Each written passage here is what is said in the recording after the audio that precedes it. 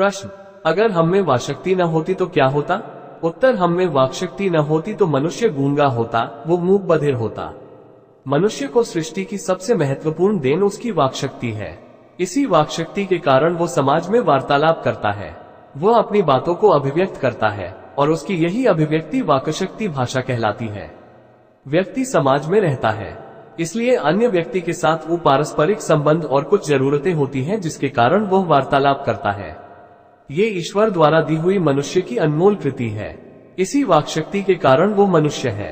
यदि हम में इस वाक्शक्ति का अभाव होता तो मनुष्य जानवरों की भांति ही होता। वो अपनी। प्रश्न, बातचीत के संबंध में बेन जॉनसन और एडिसन के क्या विचार हैं? उत्तर, बातचीत के संदर्भ में विभिन्न विद्वानों ने अपने अपने ढंग से अनेक विचार रखे हैं।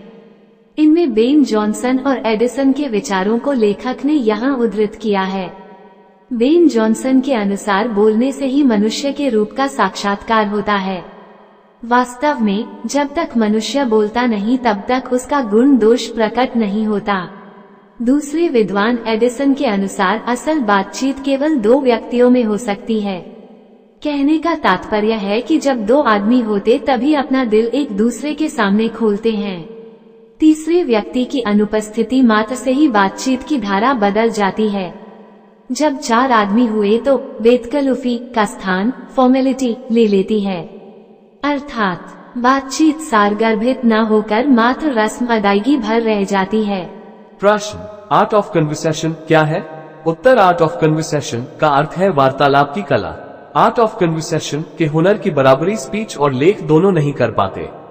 इस हुनर की पूर्ण शोभा काव्यकला प्रवीण विद्वत मंडली में है।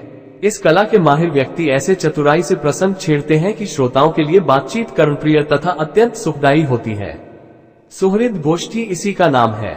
सहृद गोष्ठी की विशेषता है कि वक्ता के वाक्चातुर्य का अभिमान या कपट कहीं प्रकट नहीं हो पाता तथा बातचीत की सरसता बनी रहती है।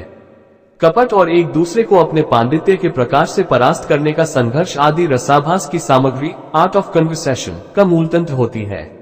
यूरोप के लोगों का आर्ट ऑफ कन्वर्सेशन जगत प्रसिद्ध है। प्रश्न, मनुष्य की बातचीत का उत्तम तरीका क्या हो सकता है? इसके द्वारा वह कैसे अपने लिए सर्वथा नवीन संसार की रचना कर सकता है? उत्तर, मनुष्य की बातचीत का सबसे उत्तम तरीका उसका आत्मवार्तालाप है। वो अपने अंदर ऐसी शक्ति विकसित करे जिस कारण वो अपने आप से बात कर लिया करे। आत्मवार्तालाप से तात्पर्य क्रोध पर नियंत्रण है, जिसके कारण अन्य किसी व्यक्ति को कष्ट न पहुँचे। क्योंकि हमारी भीतरी मनोवृत्ति प्रतिक्षण नए नए रंग दिखाया करती है, वो हमेशा बदलती रहती है। लेखक इस मन को प्रपंचात्मक संसार का एक बड़ा भारी आईना के रूप में देखता है, जिसमें जैसी चाहो वैसी सूरत देख लेना कोई असंभव बात नहीं। अतः मनुष्य को चाहिए कि मन की चित्त को एकाग्र कर मनोवृत्ति स्थिर कर अपने आप से बातचीत करना चाहिए।